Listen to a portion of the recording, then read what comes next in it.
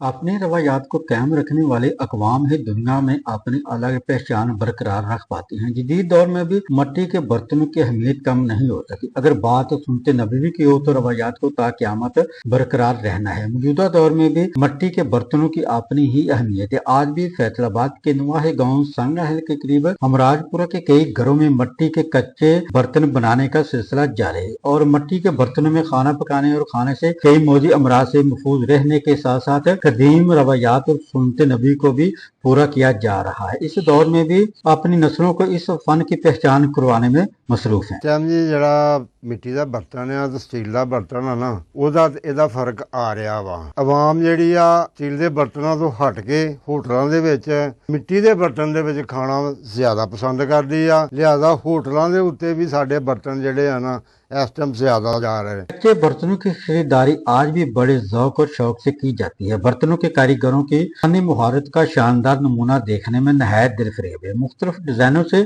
तैयार बर्तन और इन पर खूबसूरत नक्श नगार गाह को अपनी तरफ राग़िब करते हैं। कैमरा टीम के साथ वाश न्यूज़ फैसलाबाद।